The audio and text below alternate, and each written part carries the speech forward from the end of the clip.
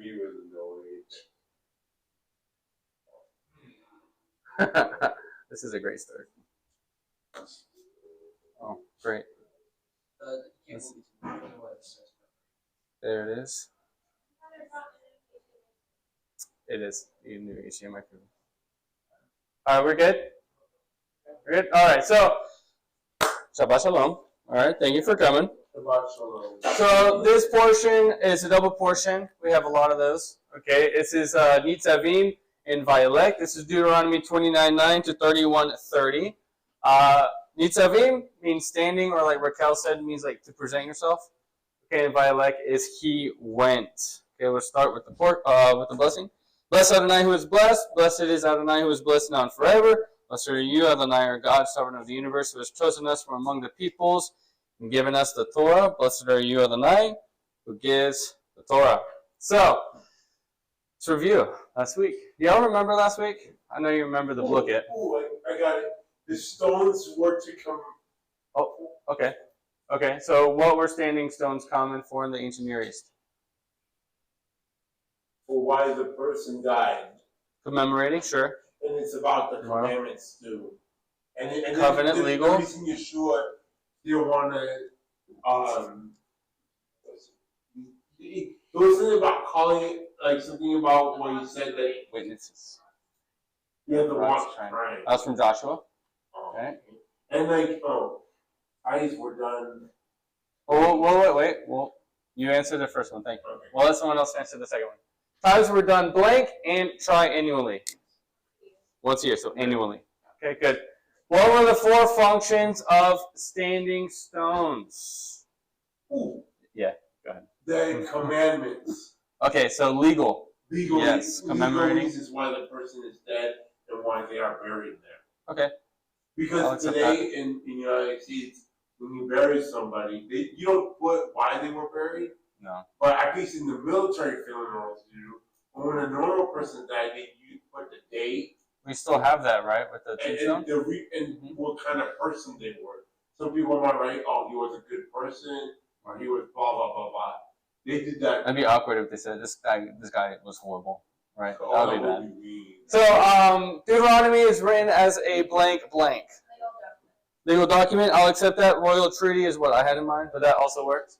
Which portion of a treaty or covenant is supposed to instill obedience with people? Blessings and curses, yeah. If you just told me curses, I mean, yes, that'll get me to obey, but give me no incentive, right? So blessings and curses, all right?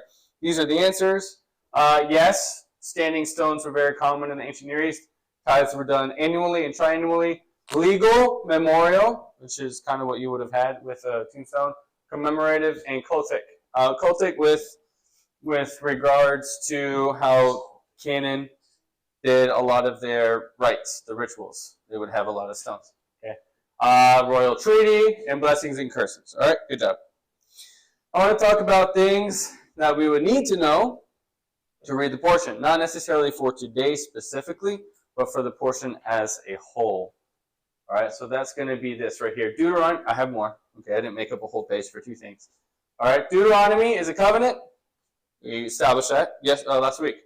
Yeah, actually, we've been establishing that, let's be honest, like for months. Deuteronomy is written as a covenant, and a covenant is legal. Do y'all take math class? I don't take math class anymore. Okay, have you heard of transitive property of equality? So if A is equal to B and B is equal to C, then A is equal to C. Because it's not trauma, it's math, okay? So if Deuteronomy is a covenant and a covenant is legal, that means Deuteronomy is legal. You just did math with words. Congratulations. It's not that hard, right? We just did it. That's the transitive property of equality. Yeah. Logic. Yeah. This cup of water is about right. So I'm trying to make a point that Deuteronomy is legal because it's written as a covenant. Okay.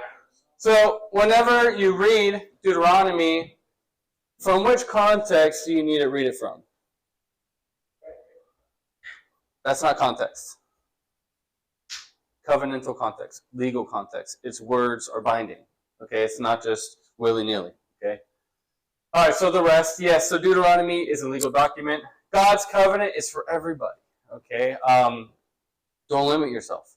Okay, don't say that God doesn't want me in his covenant because I was born in Florida and Floridians are crazy. Okay, that's not how that works. If you want to submit to God in his covenant, do so. Circumcision of the heart, that's what that's for, okay? So everybody can submit to God's covenant if they want. All right, breaking the covenant is bad. All right, we all know that, right? Because curses get invoked if you submit it to the covenant. Now, is it right for someone to receive curses if they don't obey to the covenant? So if I was never, say, a U.S. citizen, okay, should I be punished like a U.S. citizen? Does that make sense? No. No. If I do something bad within the land, yes. But if I'm, say, in UK and I've never stepped foot in the United States, does that law apply to me? No. But what if I do want to become a citizen? Does it? Yes. Okay, good. So breaking the covenant's bad. The land is important. I've talked about this before, where if you don't have land, if you don't have, and actually it's kind of similar today too. There's kind of a, what's the word? Not a preconceived notion, but like a stereotype, yes. That if you don't own a house, if you don't have a high-paying job, if you don't have the nicest car, you're not successful, right? Kind of similar with this. Where if you don't have land, you don't have honor. You don't have a name, you don't have honor. Similar things today that we can see with them. So whenever it says that a lot of the curses are with the land, God is stripping them of their honor. Okay? All right, so I found this mug. I Googled, I'll be honest with you. I Googled what? Oh, I thought you were going to say something. I Googled pictures for things taken out of context. What I was looking for was the picture, I'm sure we've all seen it in textbooks, where like it's like someone like this with a knife and then someone's running, but in reality it was the other way around, and just in the box it seemed that way. I think that was a history book. It's oh yeah, it is a meme. I don't know why I thought it was a book. Anyways, so yeah. Anyway, so that's the picture I was looking for. Was something taken out of context, but I found this instead, and I thought it was really funny. Yeah, because in this portion, there's a verse that I used to say, and that the pastors used to say. Now we can laugh at it, right? Because we know. But whenever we didn't know something, we would quote one of these verses. And if you've read the portion, I think you know what verse it is. But if not, that's fine.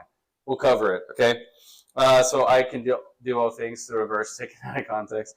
I didn't realize, but like this is a big deal. Like a lot of folks are having blogs about that whole entire thing. I guess a movement now. She said that mug.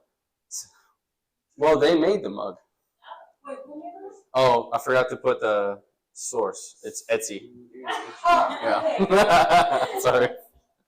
Okay, so we're going to start off with context. Okay, so in this ladder, I wish I had more archaeology. I really do. But not this time. Right now we're going to study the cultural context and a little bit of historical context, okay? And then also from the bubbles, from the methodology, is Deuteronomy, so it's going to be covenants. You're getting up there. Well, slowly but surely, yes. So anybody want to read this for me? Me. I know you do. Go ahead. Okay. Therefore keep the words of this covenant and do them, that you may prosper in all that you do. You are standing today, all of you, before the Lord your God, the heads of your tribes, your elders and your officers, all the men of Israel, your little ones, your wives, and the sojourners who is in your camp, from the one who chops your wood to the one who draws your water, so that you may enter into the strong covenant of the Lord your God, which the Lord your God is making with you today, that he may establish you today as his people, and that he may be your God, as he promised you, and as he swore to your fathers, to Abraham, to Isaac, and to Jacob. And it is not with you alone that I am making this sworn covenant, but with whoever is standing here with us today, before the Lord our God, and with whoever is not here with us today. So Thank you. he's making a placement for the dead, and that's Nope. So in here, actually, I just realized this happens a lot. This is actually using a lot of Caesar and vassal language. With today you will be my people, I will be your God, the Caesar and vassal language. Whenever you hear God say, you will be my treasured people, that's using Caesar and vassal language as well. Okay? Caesar and vassal is, there's a head honcho, and then there's a servant, right? The servant has to submit to the vassal. kings and princes. Yeah, that'll work. All right, so I underlined and bolded where we're going to focus. Keep the words of this covenant and do them. Okay, so the words of the covenant is the covenant. Okay, Deuteronomy is written as a covenant. Okay, we're going to talk about sojourner. Okay, and this one right here I thought was really interesting. It is not with you alone that I am making this sworn covenant, but with whoever is standing here with us before the Lord and whoever is not. I thought that was really interesting. We'll talk about that as well. Okay, so this right here, this is ger. All right, this is the Hebrew for sojourner. So whenever I go on Logos and I double click sojourner and press study, this is what pops up. Okay, this is from Logos, which is a great software. So you see it means protected citizen or stranger. Okay, now there's a difference between ger and goim. Okay, big difference. So we'll talk about that. Okay, and Raquel, if you add to it, please do. All right. So ger is Strong's H1481, means stranger, guest. They are protected, and it has the same penalty for transgression. Now, I asked you before, if you never submitted to the covenant, why would you have the same penalty? Do you think that maybe the sojourner agreed to it? Right? So if somebody comes to live in this land who wasn't from this land, do they still have to abide by the U.S. law? Yes. Yes. Okay. So let's talk about this a little bit, because Abraham was also called a stranger and a guest, and so was all of Israel when they were in Egypt. All of Israel and Egypt were called sojourners. Okay, they were not Egyptians natively, okay, but they lived in Egypt. Were they just walking around breaking Egyptian law? No, they would walk around and agree to the Egyptian law because they lived there. Okay. Goim, on the other hand, this is a strong, stark difference. This is Strong's H1471. Highly recommend you write those down, the Strongs, so that way you can go back and look at them, okay? Because this is just a Cliff Notes version. There's a lot more to it. So Goim is actually a heathen. I forgot to change the spelling. Goyim is what I was supposed to do. My bad. I changed it on the other slides. It's not this one. It's Goyim. Goyim. So, yeah, not E. So it actually means heathen. Okay, Goim means heathen. They're not interested in Torah. That's what Gentiles are called. Okay, and they need conversion. So this is kind of funny. I can't talk about it without bringing it up, really, because whenever you hear Gentile, I can't help but think of my past in Christianity. Okay, and there's a lot of pride, I guess, with being a Gentile believer. It doesn't make sense. It's kind of an oxymoron. Because if you're saying that you're a Gentile, that means you're not interested in Torah and a heathen. Does that make sense? No. It does not. So for being grafted in through Yeshua, you are no longer a Gentile. We've established this before. I think it's Ephesians 2, right? I think it's Ephesians 2. Paul literally says, no longer are you a Gentile. I mean, I can't spell it out much easier for you. Okay, so not a Goim, but a Ger. Okay, we're not a, I don't know. I don't want to talk about it too much. Okay, go ahead. That's right. Yeah, so nations. Good.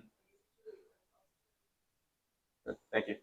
So at one time you were a ger. Actually, we kind of go through all steps.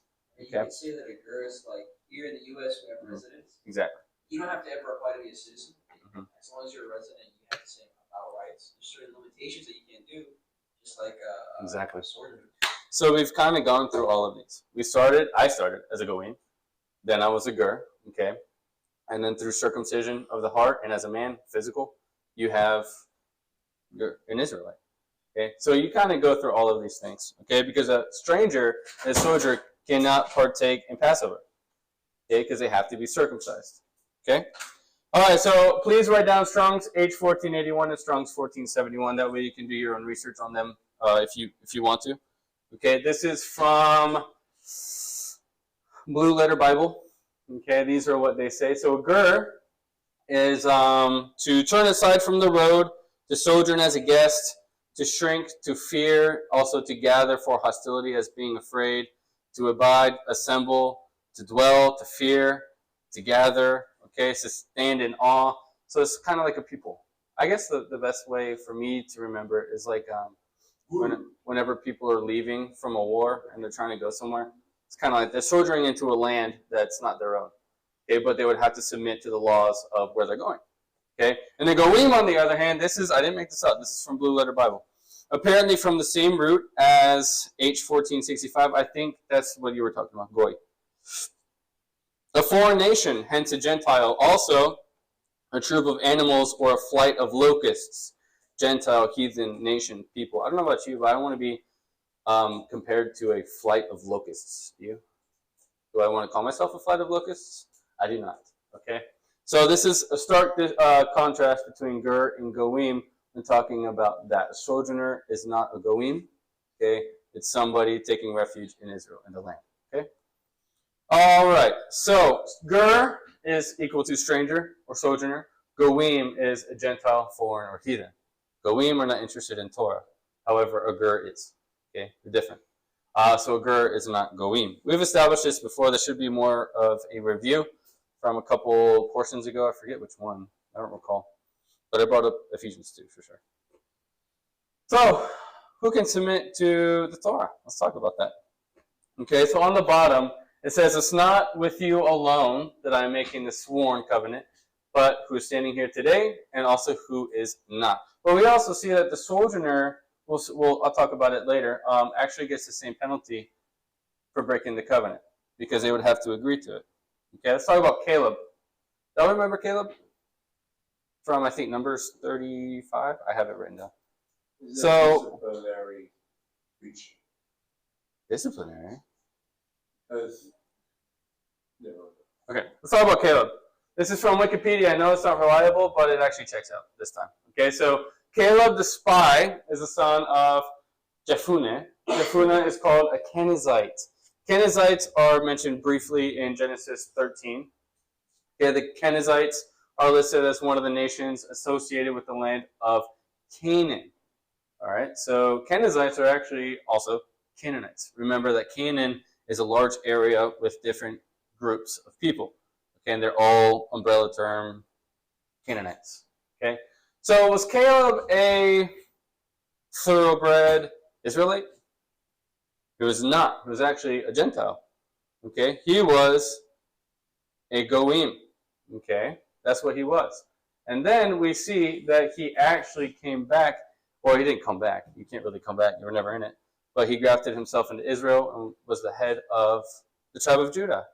All right, so it's a pretty big deal. Does anyone want to read this for me? It talks about the Kenizzites a little bit for context. I'll read it. Go ahead. Thank you, sir. It says, when the sun had gone down and it was dark, behold, a smoking fire pot and a flaming torch passed between these pieces. On that day, the Lord made a covenant with Abraham, saying, to your offspring I give this land from the river of Egypt to the great river Euphrates.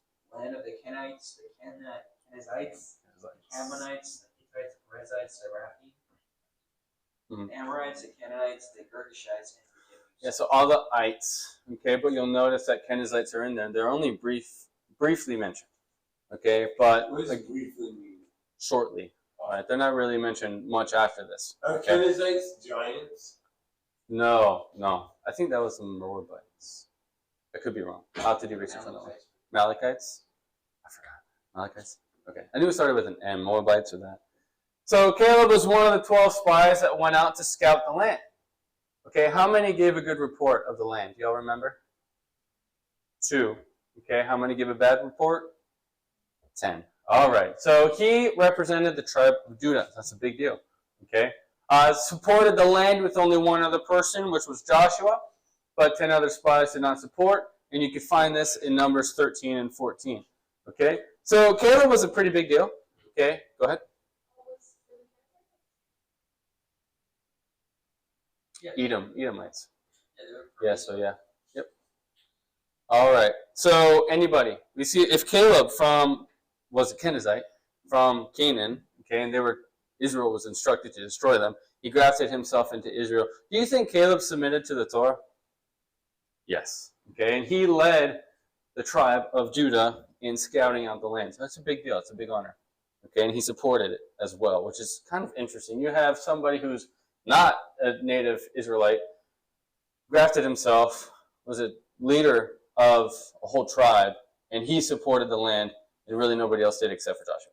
Isn't that interesting? It's pretty cool. So anybody can submit to God. So please stand and discuss what we've talked about so far. Please stand and talk. Stand and talk. I see you dozing off, man. I see you falling asleep. Am I that boring? You sure? Huh? Oh, I got you. I got you.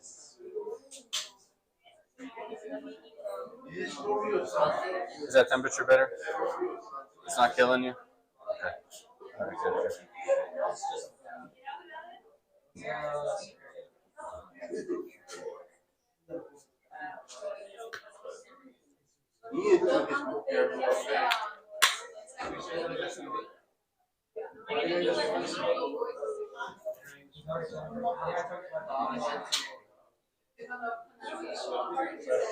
I think it says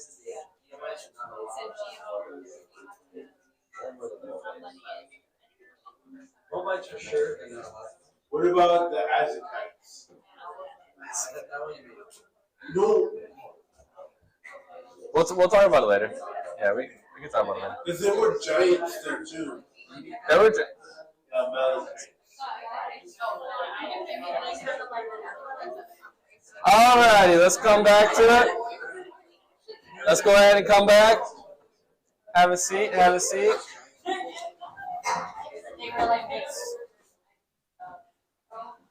So now that we've talked about how anybody can come into the covenant if they want to, okay, and it comes with terms and conditions. Okay, those are called commandments. So you still have to submit to it and follow it, otherwise there are blessings and curses. So let's talk about some of those curses. Does anybody want to do the honors? Me. Go ahead. The whole land burned out with brimstone and salt. Mm-hmm. Nothing sown and nothing growing. Where no plant can sprout an overthrow. Mm-hmm. Like that of Sodom and Gomorrah. Admah and Zeboim, which the Lord overthrew in his anger and wrath. Mm-hmm. All the nations will say, why has the Lord done thus to this land? Will cause the heat of this great anger. Then people will say it is because they abandoned the covenant of the Lord, the God of the. So if you abandon God, He abandons you. Did you finish? Because they abandoned the covenant of the Lord, the God of their fathers, which He made with them when He brought them out of the land of Egypt, and went and served other gods and worshipped them, gods whom they had not known and whom He had not allowed them. So God doesn't actually abandon them. This is one of the curses. So remember I told you earlier that the land is connected to Israel's honor. Okay, so if you take away the land, what do you take away? The honor. Okay, and so for the surrounding nations, that's huge. For the surrounding nations, they know that, I mean, they're well aware of Israel. I mean, they're like literally destroying everybody around them. But it's like they would ask, like, hey, what happened to your God? You know? And then they'd be like, well, we had a covenant with them and we broke it. So that brings shame to God's name, so he has to defend his name. Likewise, blessings for obedience. If you obey the covenant, you bring honor to God's name. Okay, his name is sanctified, so he blesses you for doing so. So we see contrast. Okay, let's talk about brimstone and salt. This is from the Zondervan, okay, which is a resource we use all the time. It's so awesome. Okay, so burning, salting, and weeds are mentioned in inscriptions from Sapphire in a treaty context. So it's a covenantal context. Curses on those who break the treaty or covenant, salt and sulfur wither and dry up vegetations. The cities of Jericho and Shechem experienced this devastation. So salt, if you put salt on, let's say if you eat salt, okay, so if I go down the road, not on Shabbat, but later, and I get some, What's really salty? Anything, really? So So, pizza. fries from McDonald's. Say Okay. from McDonald's. So some fries and some, I'm thinking of the chicken nuggets. What are they called? McNuggets? McNuggets? Right? Sounds made up. So I get the McNuggets and some fries, and I eat those. What happens to my mouth? What happens? It gets dry. Yeah, it's dry. Because the salt takes the water from my cells, puts it in blood instead of actually in the cells. So it dries you out. Okay? So that's what happens with land as well. It just sucks up all the water. Okay? Water wants to go where salt is, always. So if I put salt on the land, it sucks up all the water, and now the plants don't have water to survive. Okay? Now, sulfur is a nasty substance. I used to work with sulfur a lot, and it stinks. It smells disgusting. It's so gross. It was carbonate sulfide. I used to work with a lot of that in college. And it actually, if you smell too much of it, you won't smell it ever again. I got sensitized to it. So now, I don't smell eggs. Yeah. So that's, anyways. But yeah, sulfur is a nasty stuff. Sulfur also gets released from volcanic eruptions, which is a fun fact. So brimstone, which is sulfur and salt, they dry out the land. And if you don't have land, you don't have honor. You see the connection there? Okay? You all right? And my mouth is dry because I read my aunt the Bible Oh, while I was coming over here. I like it. I like it. Do we have water bottles back there? No, they're all used. Okay. All right. I'm sorry, bud. I'm sorry. So Shechem, does Shechem sound familiar to you at all? Do you remember 2 portions ago? I think it was 2 portions. We did a study on the 2 mountains, right? Okay. So what city was in the middle? Nablus, which is the old city of Shechem, between Mount Ebal and Mount Gerizim. Just to jog your memory, this is a picture, okay, with Gerizim and Ebal. Now in the middle, just notice how different those 2 are. Isn't that so cool? Blessings and curses right there. That's fascinating. But yeah, so Nablus in the middle, that's Shechem. Shechem was destroyed with salt and brimstone. It's pretty cool. All right, so moving on. Now we're getting to the verse that we used to throw around like candy whenever we didn't understand something. Okay, so can someone ask me a really hard question? Okay, here we go. Oh, What's the meaning of life? yeah, Oh. that's actually a good one. Yeah, that one's good. Sometimes I be feeling suicidal. I'm like, what's Whoa. We'll talk later. What's the meaning of life, you said? That's a deep question. The secret things belong to the Lord. Have you ever heard that? Yes. Yeah, so let's talk about that. So this is what we used to say. The secret things belong to the Lord, ... It ends there. Okay, but let's finish the verse. All right? This is the full verse. The secret things belong to the Lord our God, but the things that are revealed belong to us and to our children forever, that we may do the words of this law. No wonder a lot of folks don't like to read it. Okay, it's all about following the commandments. A lot of times, even this one's about the commandments. Okay? So, in this context. So, I want to read this. I want to talk about forever. Okay, let's talk about this real quick. Olam. And Johnny, please feel free to speak up too. I know you've done a lot of studies on Olam. Okay? What is the last one? One of them, yeah. Well, I'm not the Hebrew person. I know, but you've done that too. So, a lot of folks, whenever they say Olam, whenever they read Olam in the Old Testament, they say that, well, it's not really forever. Okay, it doesn't really mean forever. I know God says forever, but it doesn't actually mean that. Okay? And I want to ask you a couple questions. Does Israel go back to the land? Yeah, we see that in Revelation 21, and it was also promised to Abraham in 13:15. Okay, and by the way, all of these verses contain Olam in some way. Is David's covenant still valid? Yeah, we studied that with Yeshua. Okay, that's why it was so important that he came from the land of David and the tribe of Judah, because now he's what's the word? Eligible for kingship. Okay, we see that in 2 Samuel 7. That's when God gives the covenant. Well, it's not really I think that's the covenant where God gives it to David for the kingship. Okay, and guess what's there? Olam. Is the Aaronic priesthood still valid? Yeah, we did a whole study on the Melchizedek priesthood, how we're not priests in the order of Melchizedek. All right, So yes, the Aaronic priesthood is still valid. We see that it was given to Aaron and his sons in Exodus 29:9. And then we read in Ezekiel 40, verses 44 to 46, that the Aaronic priesthood is still there. I didn't put actually, I think I did put the verses. If not, I'll read it, okay? Because it talks about the sons of Zohar. Is he going to be next? If it is, yes. But it talks about the sons of Zohar. Now, Zohar, we did a little study on. He was a high priest. So if you're a high priest, you're from the land of Aaron. Okay, so right away in Ezekiel, we see that the Aaronic priesthood is still valid, and is God still king? Zohar. No, that's Zohar. It's not Zohar? Where did I get that from? Zohar. I made that up. No, it's the. I think it's Zadok. I'll read it then.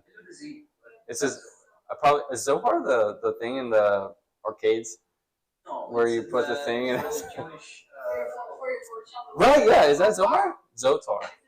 We say Zohar. Listen, y'all, I don't know. I'll fix myself later. Okay.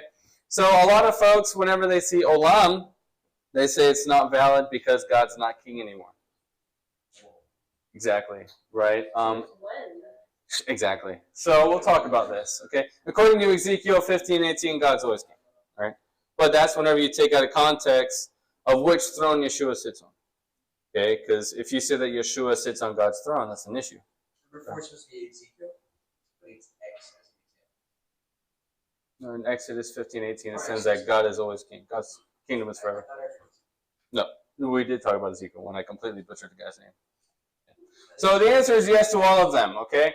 So, yes, we do go back to the land. So does that mean Abraham's covenant that's for Olam still valid? Yes, because God's still king. Is David's covenant still valid? Yes. Yes, even though it's for Olam, and it's still valid because God's still king. A lot of people in like other churches, they believe that the Davidic or Mosaic laws are not. Yep. For some reason, they think that. Well, if you take a lot of verses completely out of context, I see why they think that. But whenever you look at all the context, it just doesn't add up. I mean, that's why Yeshua has to come from the line of David, otherwise Exactly. it couldn't be. Yeah, so it's still valid. It has to be valid, otherwise. Yep, that's why it was such a big deal for Matthew to make that really long genealogy. And yes, we know that God's still king. Okay, so that means that the covenant should still be valid, even though it's for Olam. And if your stance is that Olam doesn't mean forever, you're kind of wrong because God's still king, therefore his covenants are still valid. Okay. Now this is pretty interesting. Whenever I was reading this, I noticed that the things that are revealed to us should lead to us to obey. So whenever you keep reading, the things that are revealed belong to us and to our children, that we may do all the words of this law. So the things that are revealed to us are to instill obedience, to follow the law. That's what the verse means. Okay? All right, let's discuss again. If God says something is forever, does he mean it? Talk amongst your people. Talk amongst your people. This is your time to talk. I know you've been itching to do it. Talk.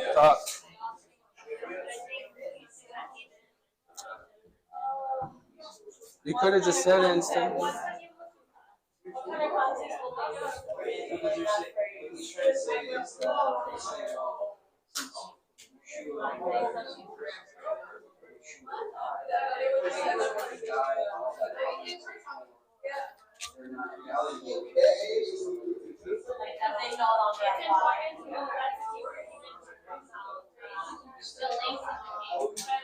Yeah. Mm-hmm.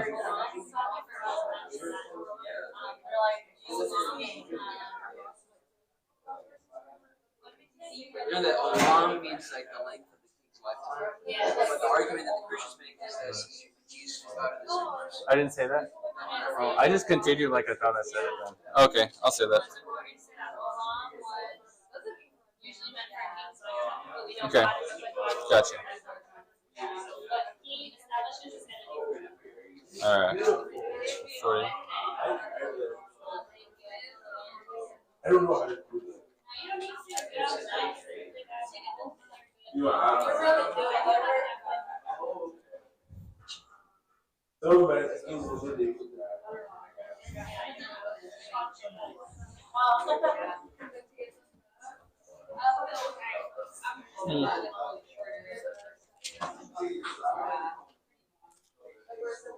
Zadok.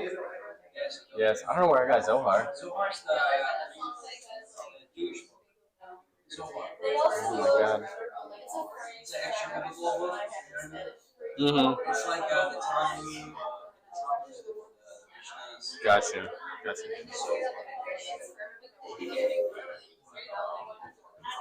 All right. So, real quick, I made an error on this one right here. It's supposed to be Ezekiel 44, verse 15. Okay, my apologies. I got confused. So, Ezekiel 44, verse 15, I'll read it. But the Levitical priests, the sons of Zadok, I don't know who Zohar is, Zadok, who kept the charge of my sanctuary. Zadok, we looked at before, is the son of Aaron, he's the high priest. Okay, so there you see that the Aaronic priesthood is still... Oh, I touched it.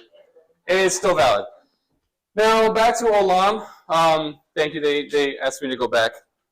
So, people think, and this is actually valid, okay, that Olam is only forever for the length of the king's life. That is the definition. Right. That's the definition. It's Olam true. is the length of the king's life. That is true. But the argument is... Yes, but God is still king, and he's still alive. He never dies. So therefore, Olam is literally forever. And forever and ever and ever. Infinite. Yep. Like the sideways A. Which means since he is going to reign forever, since he does reign forever, everything he establishes, he never dies. So that means if he never dies, that means everything he established has to stay and has to fall through. He's immortal. Because he's God. He's not going to die. And then recover something. Exactly. That's why I said that if you get confused as to where Yeshua sits, then that's where all this confusion comes from, with saying, well, you know what, it's not valid, and all this, Olam doesn't mean forever.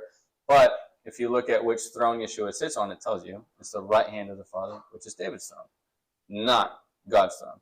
And so it's kind of still, well, God's still king. Okay. Yeshua is the prince. Hold on. I'm trying to hit a point. No, I was going to say, even at the end, Yeshua, even though he is king for the millennium, God still comes back and reigns on the earth. Yeshua is still considered a prince. Yeah, go ahead. There was a preacher that would preach on Facebook at college campuses, and I some think of I know who you're talking about. there were Muslim people that would argue with him about that if Jesus is God or if this and that, and like he told them that he's not God, but they go back and forth on this subject from preachers at different college campuses, different towns. They argue with people about where Jesus sits, and they think it's throne or right hand. Just read it. It's the right hand of the Father. Right. All right, so let's do review questions. Is Deuteronomy legal in nature? Yes. Is a covenant only for biological Jews? No, it is not. It's for everybody, okay? Does Olam forever actually mean forever since God is still king? Yes, okay. How was Shechem destroyed? Salt and sulfur, good. What does salt and brimstone or sulfur do to land? It does not, so you can't do vegetation. Okay.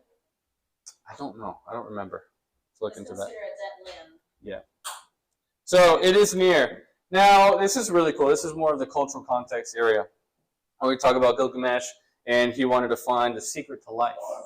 And so he looked for places for the secret of life, and we see the same language at the end of this portion, which is pretty cool. Who wants to read this for me? We'll get somebody else. I know you want to. Go ahead. Go ahead, Shai. Thank you. For this commandment that I command you today is not too far from you, neither is it far off. It is not in heaven that you should say, who will send something for us and bring it to us, that we may hear it and do it. Neither is it beyond the sea, that you should say, who will go over the sea for us and bring it to us, that we may hear it and do it. But the word is very near you. It is in your mouth and in your heart, so that you can do it. Thank you so much. I remember reading it, and I was like, that's so random. Like, we get it. It's very close to us. Okay, because it's written down, and everyone could read it. But then I read Gilgamesh, a little bit of it, and it's really interesting, because he tried to find the secret to life. Now, recall, God gives them a choice. Choose life or choose death. Choose life by obeying the commandments. Choose death by not. Okay? Because they've already agreed to the covenant. All right? So he tried to find the secret of life. Anyone want to read this? It'll sound very familiar. I want somebody else. I know you read it a couple times. Go ahead, Raquel. Ancient year reveals How to discover the secret to life by seeking out the Yes. Babylonian Noah. Gilgamesh asserts, I traversed difficult mountains and I rode all the seas in order to gain the secret of life from that place. He further declared that man, the tallest, cannot stretch to heaven. The origin of this magnificent epic lies far back in the hoary antiquity. It has varied analogs and So that sounds kind of familiar, right? It's not across the sea. It's not up in heaven. Okay, it's not on the mountains. Okay, this is really interesting. And there's one more. Okay. Oh, I forgot. I put that out of order. Okay. But yeah, so we see that Gilgamesh, in the story of Gilgamesh, he goes to find somebody else, Noah, the Babylonian Noah. He's like, hey, dude, what's the secret to life? Okay, but he tried to find them by going across the sea, going up the mountains. He can't reach heaven because no one's tall enough. Okay, and if we'll read the Deuteronomy portion here in a second. But a lot of times also, what was hidden from humanity was the intentions of the gods. Because a lot of people spent a lot of time and money to hire folks to be like, what does this God want from me? Because no one knew. Okay, because they weren't real. All right, so let's read this commentary real quick. Oh, me. All right, now you may. Where's the commentary? Oh, all of it? Yeah, all of it, right here. And this is going to be really important to understand this part. Ancient Near Eastern wisdom literature found it impossible to discover the way to life. Hidden was the reason and the intentions of the gods. As the righteous shepherd declares in the Babylonian Theodicy. The friend of a sufferer indicates that people cannot grasp the divine purpose. Mm-hmm. The pessimist Mm-hmm. of Babylonian wisdom asks, who is tall enough to ascend to heaven? The Babylonians believed that mortals who dwell on earth could not attain the wisdom of the gods who dwell in heaven. Not so for the Israelites, whose God had clearly and publicly set forth what was right in his eyes for his people to follow. Thank you. So you see that reasoning, which actually comes a lot with morality as well. So the morality, intentions, the reasoning, the purpose of the gods, no one had access to because no one knew, because no one read Torah. Okay, and so this is really interesting because God lays it out for you, requires you to read it. And today it kind of clicked, actually. It should have clicked a long time ago, I'll be honest with you. But whenever we're reading the Torah scroll during the Mincha and the Shacharit, that's covenant. That's all covenant. You're reading a legal treaty out loud for everyone to hear, right? So you do it all the time, which is really, really cool, right? So you don't know the intentions. You don't know the morality. You don't know the reasoning. So it's really cool. Right? So you see that Gilgamesh wanted to find the secret to life by looking at all these places. And they had no access to the intentions of the gods. But we notice, if you reread it here, it's very neat here. It is in your mouth and your heart. God makes it so that you don't have to say, hey, I want to go across the sea and try to find the secret of life to find the Babylonian Noah. And this is all mythology that they'd be familiar with in this area.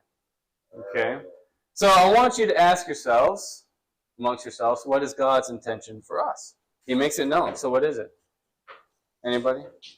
Discuss? Talk? Y'all want to talk so bad, so go ahead. Loyalty? Good. Yeah, he wants us to follow his covenant. That's it. Respect. Yeah. If you can follow the commandments and stay loyal to the covenant, literally respect, loyalty, servanthood, all of that's in there. So. Mm-hmm. Man to say what the God says. Mm-hmm. They always believe him. No, probably not. Well, actually, they probably would because they would have no idea, right? So that's why I'm saying that there's a lot of people that spent a lot of money to figure out what the gods wanted because nobody knew. But you notice we do because God laid it out for free in the Torah. Okay, so we don't have to pay anybody to be like, hey, what does God want from me? It's all right there. It's pretty cool. Huh? That's true. You still have to buy it, but you don't have to pay thousands of dollars to somebody to tell you. I went to Christian churches, but nobody told me about I did. You're familiar with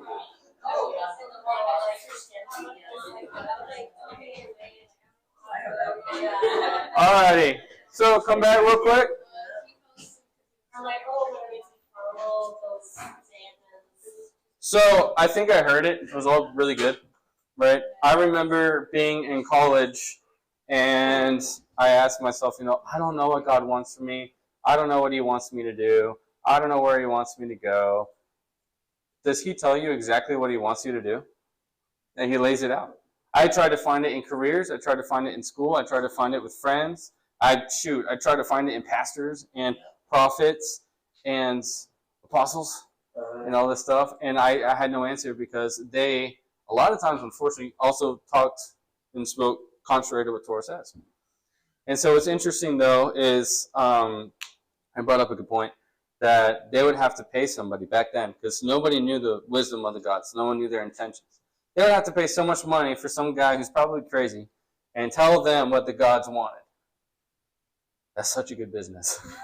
But God lays it out for us for free. He's like, this is what I want you to do. You don't have to rely on those people. I told you what to do. It's not far away. You don't have to go find someone to tell you. Everybody should know because you read it all the time. It's not hard. It's not too difficult for you. So does John. John says that as well. Which is a big thing because a lot of people think, oh, yeah, well, the commandments are too hard to keep. That's what God is. They're actually really not. Really not. That's why you got Yeshua. Well, we'll talk about that. So, 120 years. I think it's really interesting. Whenever I was reading this section, to follow His commandments. That's His intentions. Yeah. Well, if you follow the commandments, everything would happen. You'd be a good servant. You'd be loyal. You'd bring God's name. You would practice good righteousness and justice. Everything falls into place when you follow the commandments. That's true. Everything. So following the commandments, being a loyal servant. All right. So 120 years. I thought this was interesting. It brought to mind an event that happened with Moses and Pharaoh, and I thought it was really interesting whenever I was studying this. Okay, so does anybody care to read this for me?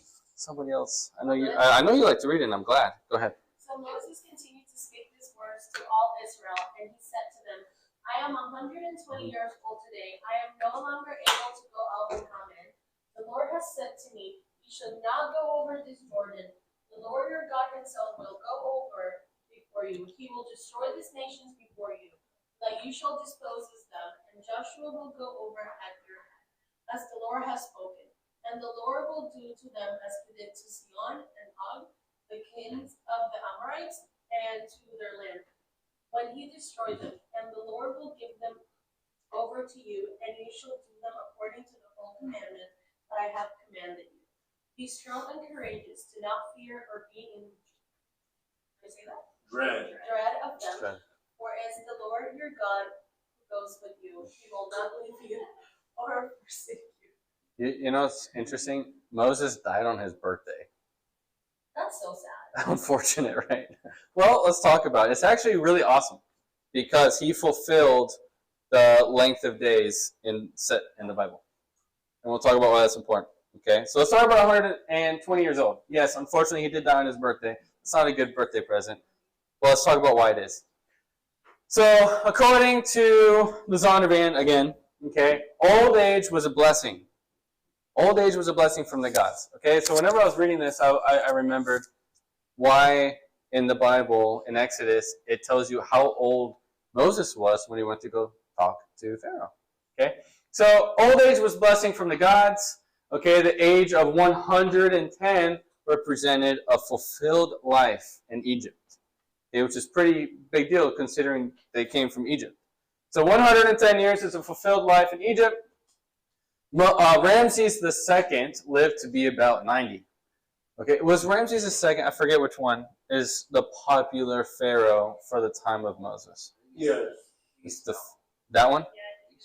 I think it was that one too. Ramses. Sorry. There's a lot of disagreement in the academic world as to who the pharaoh was. Okay, but say hypothetically, Ramses II was the pharaoh at the time of Moses. He lived to be about 90, and he died pretty much right after. So Moses, we'll read, he was 80 or 83. Aaron was 83, I think, and then Moses was 80 when he went to go speak to Pharaoh. Wow. Yeah. So imagine, like, you're really close in age, and then it's a blessing from the gods. And then we read further that Moses lived to 120, which was the biblical fulfillment of life. Did he find favor in God's eyes? So he lasted 40 years because he was stuck. What do you mean? He was stuck and Well, yeah. Yeah, that's true. So Moses reaches the biblical ideal of 120 years old. The average lifespan, this is interesting. The average lifespan in the ancient Near East was only 45 years. 45 years old. What was the average? Well, think about it. They had no medicine. Well, they did have medicine, but not like we have it today. It was like for rich people, right? It was for very rich people who can afford really expensive herbs and vegetables and stuff. And also a lot of medicine around that time was, in fact, just rituals, right? So like bloodletting and all that stuff. Pseudoscience. It wasn't really medicine. Fake science. So 45 years old. Imagine you're in the wilderness. You're going to probably most likely die of dehydration. Okay, no food. Okay, so yeah, they had a pretty low length of years. So imagine you're 44. Okay, I'm 44. And I hear about this guy Moses living to 120 years old. I want to serve his God, don't I? Yeah. So imagine the precedent that would set in the ancient Near East, that he lived to 120. That's a big deal. That number was not by accident. Yeah, it's really cool. So old age was a blessing from the gods. The average lifespan in the ancient Near East was about 45 years old. Okay, and 110 years would be fulfillment of life in Egypt. Okay, now this brought me back to this verse right here. Now Moses was 80 years old and Aaron 83 when they spoke to Pharaoh. Now that makes sense. That's in Exodus 7. That's in Exodus 7, verse 7. It makes sense now. Why in that time those numbers are so significant? At first I was like, dude, that's so random. Why would you say that? Nothing's random in Torah. Nothing. And so now you know. They're probably around the same age, and Pharaoh's like, what did this guy do right? That's so cool. All right. So discuss. What would Moses' age say to Pharaoh? What would you think Pharaoh would think? Talk. Go ahead.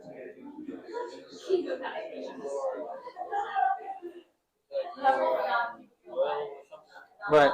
That he would have blessings from his God. Yeah, sure.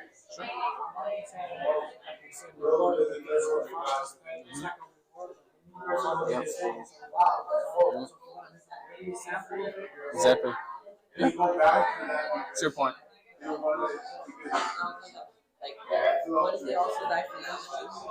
They could. So yeah, I like all those things. We can do it. We can do it easier, but I don't know if it's Sure. Yeah, I mean, we can't really do it. We can if we wanted to, right? But we can't really do it like that. And I don't think I have it on there. But only a few handful of people actually reach 120 years old in the Bible. They lived their whole life because of it. They didn't sacrifice anything. Yeah, that's living. You know, you don't sacrifice anything to follow Torah. You start living whenever you follow Torah.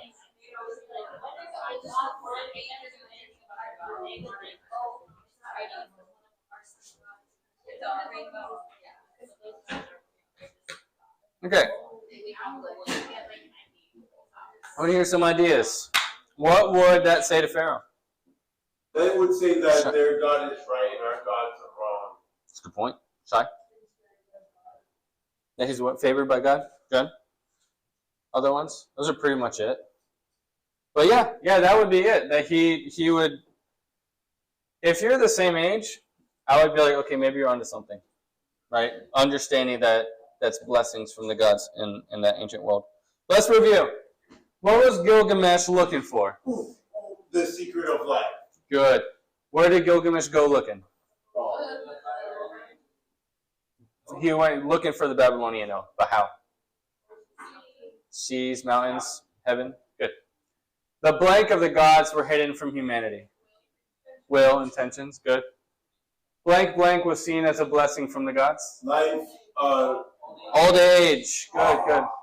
What was the average lifespan in the ancient Near East? 45 years. Good. What was the age for the fulfillment of life in Egypt? 110. 110. Good. So yes, good. Everybody got it right. So to summarize, Deuteronomy is a legal document. The covenant. Why are you saying yay that I'm done? So sad. So Deuteronomy is a legal document. We came to that conclusion using math, right? Yes. A equals B, B equals C, A equals C, okay? Logic. That's okay. It's the same thing. So you have the covenants for everybody. Okay, if you want to submit to the covenant, by all means, please do so. Okay, but understand that it is a legal document. The second you do, there are blessings and curses tied to it. Caleb was not a biological Israelite, but he grafted in, and he represented the tribe of Judah. Salt and brimstone, ruin, land, and it was actually a very common curse in the ancient Near East. Now, why would ruining the land be so significant to Israel? oh, because it would dry up. Because of the It would salt, dry out. It would dry out. the There's a deeper land, meaning. And it would, Land means honor. So he's stripping them of their honor. That's true. So they would die. Olam is actually forever, literally, because God is still king. He can never die. Therefore, whenever he says forever, he means it. Okay. God's intention for us is to follow his covenant. It's very simple. It's actually brutally, painstakingly simple. And a lot of us try to overthink it. It's really not that difficult. Okay. And God's intentions for us are in fact not hidden. Okay. Like the other ancient Near Eastern gods, unlike them, God lays it out plain and clear for us. Well, I think the issue is that in Christianity, they want like the whole life laid out. Yeah. Detail. Yeah. What job am I gonna get? I know. Am I gonna marry? Things like that. Right. But I know they mean well. Of course they mean well. But the thing is, like, that's not God's intention. He wants you to do good, and whatever happens from there. You can fulfill God's intention being a janitor. You can fulfill God's intention doing anything other than something that doesn't fulfill his. All right, guys. Thank you so much.